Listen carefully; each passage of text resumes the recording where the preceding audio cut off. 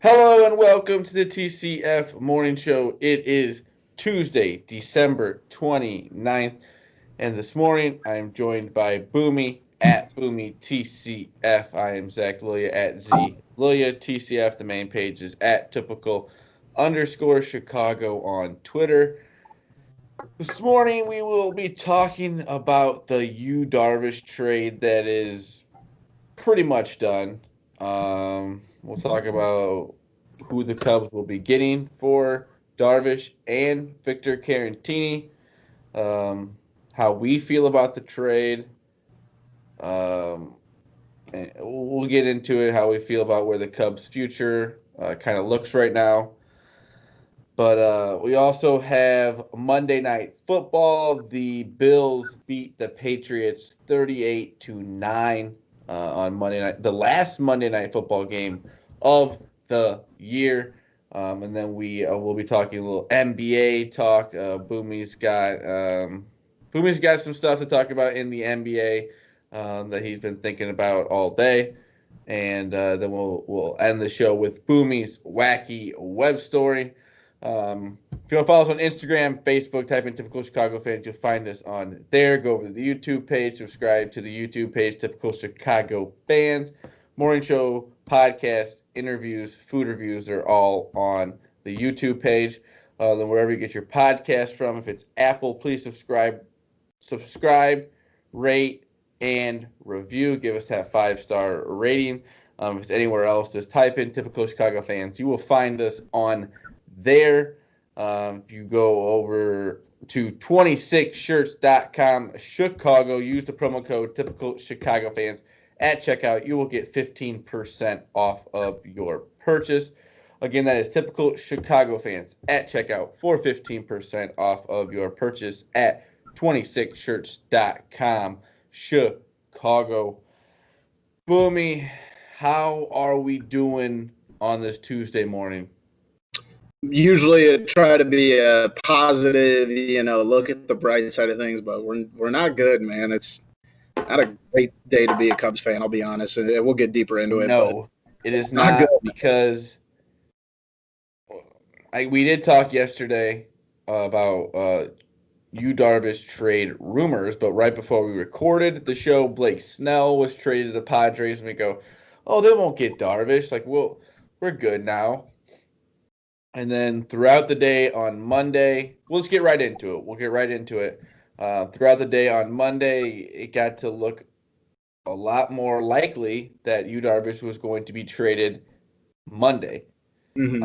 And we are recording on Monday night, and it's pretty much done. He is pending physicals San Diego right Padre. Yeah, it's pending physicals right now.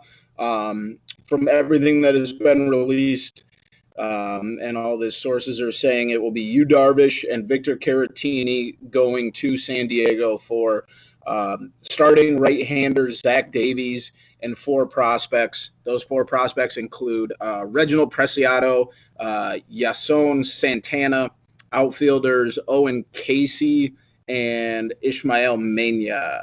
And I have it up here. Preciado is the highest rated prospect in the trade. He is the number 11 overall prospect for the Padres. He's also 17 years old. Owen Casey is an 18-year-old outfielder. He is ranked 13th in the Padres prospects. Ishmael Mena, I think, is also 18 years old outfielder. And Yason Santana, 20-year-old shortstop, ranked 16. So the 11, 13, and 16th ranked prospect didn't even crack the top 10 in prospects. So I don't feel like they got enough. I mean, I think that's kind of everybody's take right now, but I didn't think it'd be over this quickly with it. It feels. I don't really know where you go from here. I know you still got Kyle Hendricks. We were talking about Alex Mills and everything, and yeah, I don't know. It was like no, man. Like we were talking. Boomy was at my house. Boomy was at my house when everything was kind of going on, and we look on Twitter, And Yu Darvish is talking about how he really didn't know about it until he saw it on social media. Mm-hmm. And we'll probably be getting more into that as the trade is finalized and everything, and more comes out. But it just sucks because it was a guy who we signed. Everyone was like, "Well, that's a lot of money, whatever." Everyone wanted Jake Arrieta, and then the first year, Darvish kind of struggles and Gets hurt. yeah, gets hurt and kind of goes through the media, and it gets bad for a little bit, and then he turns it around the next year. Awesome, and he's been awesome since then, and just fun to watch for Cubs fans, and really seemed like he was connecting with Cubs fans, and he followed Fred.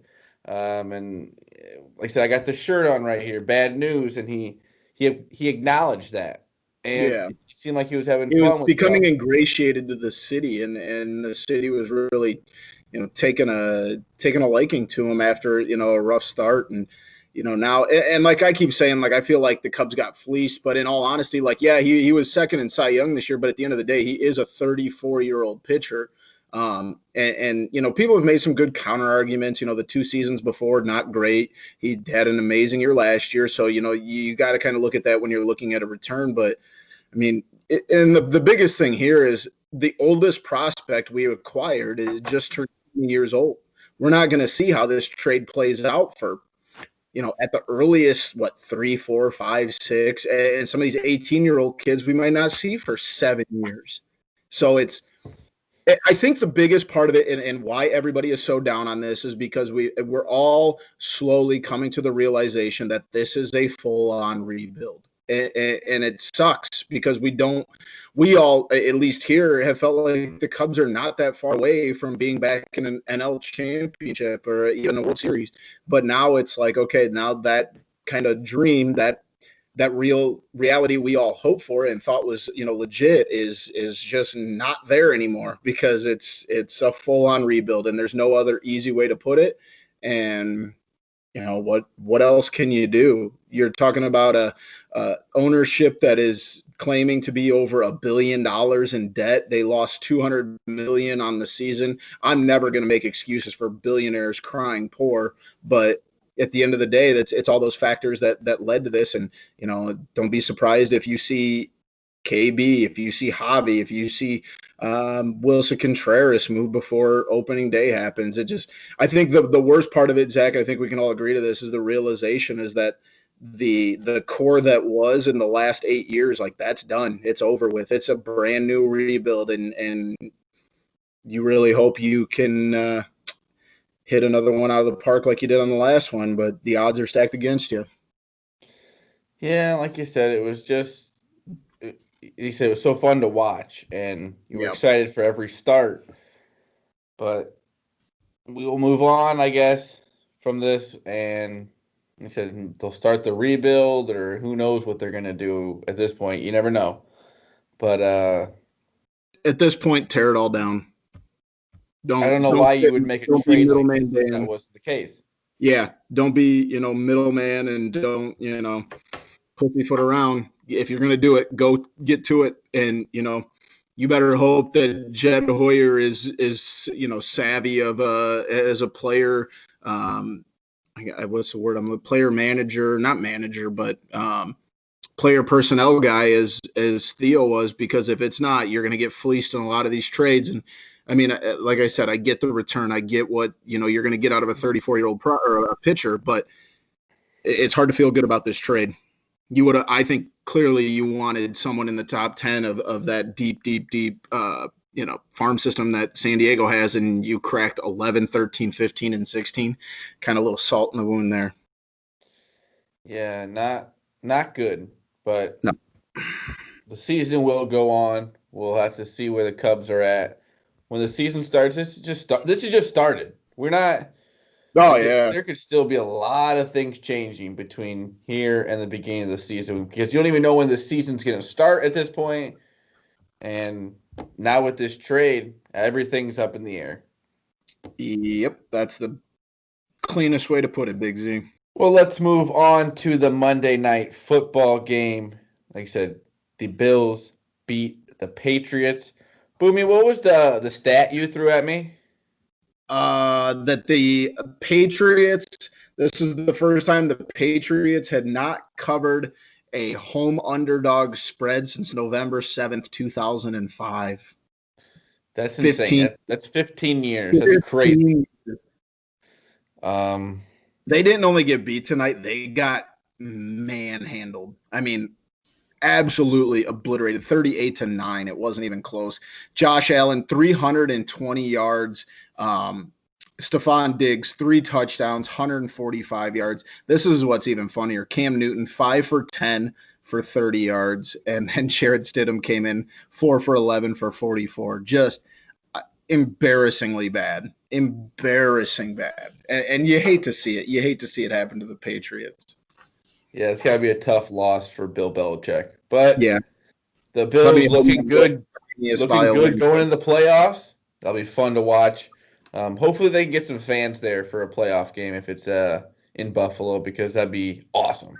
You know, and I've said it earlier. I like the Bills. I like Jared Allen, but they've got to prove it now. They won the wild card game last year in kind of a very, very weird game, and then didn't do so hot in their second round game, I believe. So they've got a lot to prove, and obviously Buffalo's been deprived of in the last 30 years dealing with some horrible teams. So I like what their offense is looking like right now. But it's going to be a big turn of events once the playoffs start. So it'll be interesting to see how they handle that. But I'm definitely excited. They got the offensive firepower. Josh Allen goes out there. Did I say Jared Allen earlier? I think I did. He was a defensive end from the Vikings. It's been a long day. But if Josh Allen can go out there and sling it for 320, they're gonna be hard to take down, man. Yeah, I just was watching SportsCenter with SVP, and there's like 35 different wild card matchups that could happen. So this is gonna be a fun weekend. Absolutely, it's gonna be a great weekend. We talked about the way they're setting Week 17 up with the AFC and NFC games, and they do have a Sunday night game now. So let the chaos ensue. Gotta love it. Got to love it. But we got a little NBA talk. Unfortunately, like we talked about yesterday, the Bulls start off 0-3. I don't think they play. Well, they play Tuesday. They play today against the Wizards in Washington, D.C. So hopefully they can get their first win. But Boomy, what were you talking about? Yeah, man, we're 3 games into a 72-game season, and we're already getting the load management games. Kyrie Irving sat out tonight for rest for load management, and KD's like a minor tweak. I don't really exactly know. I'm sure it's just because he's coming off of an injury, but I just find it funny that we're 3 games into a rushed season because of how late the last one ended, and we're already dealing with load management. So I'm very intrigued to see how that plays out over 72 games. Like, it's going to be a long, long haul for some of these guys. Yeah, you see guys like LeBron. Even is Carmelo still playing? Yeah, he plays for the Trailblazers. He's playing right now, I believe. Yeah, he's not playing tonight. He's sitting out tonight. But LeBron and AD both play tonight, playing normal minutes. But it'll be interesting to see like what players and when they choose. Like we talked because the Nets was a back-to-back. Right. And you're going to see. I mean, I think the Lakers have one coming up. But like I'm just talking about all these, big names and like back-to-backs, obviously in this rushed season. You don't think it's going to come down to play a ton in final rankings, but I mean, Brooklyn lost tonight to a Memphis Grizzly team that with Kyrie and KD, they probably beat, if we're being honest. So it 10 less games. It'll be fun to see how that kind of plays out. Like, okay, I know you need your load management, but remember, we have 10 games less than we did last year. We don't really have the room to screw around and give away wins when it's going to boil down to, that seeding there at the end. Yeah, so we'll see how the beginning of the season goes. Like I said, they only scheduled, 30-something games at 36 first. and 72, yeah. So we'll see when they release And the I know second half of the schedule. we talked a lot about that Brooklyn game. John Morant left the game tonight. Luckily, no fractures, but they're saying it's a high ankle sprain. So we'll see how long. Probably one of the best young players in the NBA is out for. Yeah, that's tough. A high ankle sprain is He's not fun good. to watch, man. He is fun to watch, and he's a big part of that team. So if Oh, they lose for him, like I sure. said, it's a shortened season, and you don't want to give away any games here at the beginning. So hopefully, John Morant can get back quickly. But Boomy, you got a wacky web story for us? I sure do. And yesterday I talked about the frozen iguanas falling out of trees, but we have another infestation we need to talk about. And that's happening in San Juan, Puerto Rico, where thousands of Vietnamese pot-bellied pigs are just terrorizing the countryside. They said there's been an unstoppable quest. These pot-bellied pigs have been on an unstoppable quest to eat and reproduce on the island, struggling to stop them. They apparently just a ton of these little pot-bellied pigs are just running amok in Puerto Rico. They're a non-native species, obviously, because they are Vietnamese potbelly pigs. So they're kind of like wrecking local wildlife and animals and things like that. They said especially iguanas and caimans. I don't even know what that is, but they're wrecking those populations. And carrying disease. They don't really know. People are flying down from Georgia, Alabama, and Florida to they basically just fly down there to hunt these pigs. They killed over 500 pigs in the last 4 days of August on these excursions. But if you're planning a trip to San Juan or somewhere in Puerto Rico, just be careful because there are hordes of Vietnamese potbelly pigs just running amok in the city. That's wild. Like it's weird enough to see like deer and even if you go north like moose and ant, whatever the case is, but just like a pack of like 500 wild fat pigs. We said some of these pigs can be up to 250 pounds, so we're not talking about like little teacup pigs. We're talking about like legit full size pigs. And pigs are menaces, dude. Absolute, like pigs will eat literally anything. That's why the mob used to feed dead bodies to pigs, because they get rid of them. They will eat anything. That's disgusting. You didn't know that? No. Yeah, that's a legit, like a pig can what's the word, process human bone.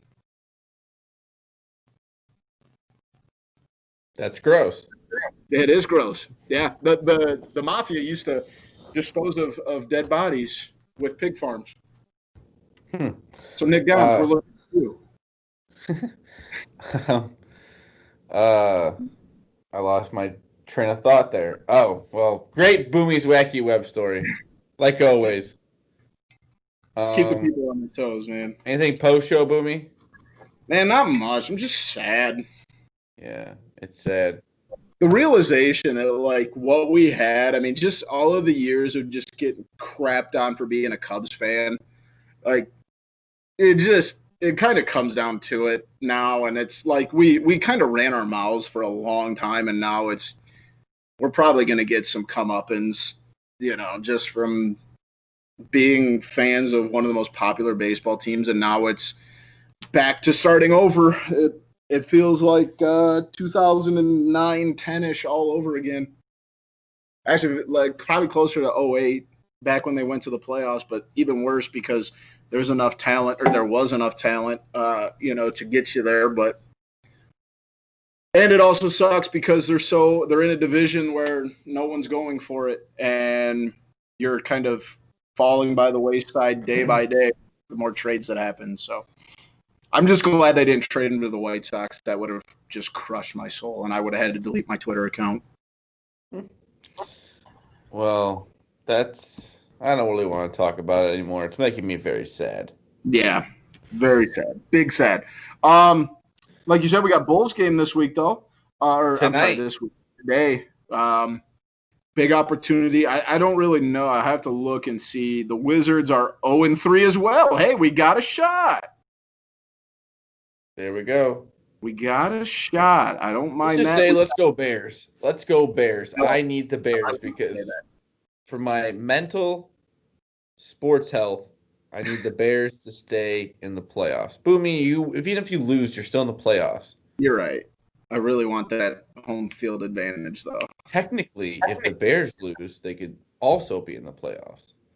All right, so let's just do that then. No. Thank you to Boomy at Boomy TCF for joining me on this sad morning show as we say goodbye to you, Darvish, and Victor Carantini. Instagram, Facebook, Typical Chicago Fans. Find us on there. I am Zach Lilia at ZLilia TCF. The main page is at typical_Chicago on Twitter. Go over to YouTube, subscribe to the YouTube page, Typical Chicago Fans. Podcast, wherever you get your podcast from, just type in Typical Chicago Fans. You will find us on there. If it's Apple, please subscribe, rate, and review. 26shirts.com, Chicago. If you want a shirt like the one Boomy has right behind him, go over to 26shirts.com in Chicago. Use the promo code Typical Chicago Fans at checkout for 15% off of your purchase. Again, that is Typical Chicago Fans at checkout for 15% off of your purchase at 26shirts.com, Chicago. Boomy, anything? Let's try to have a good Tuesday. I don't think it will be a good Tuesday, but we will try. This has been the TCF Morning Show, Tuesday, December 29th. We love you all. Peace.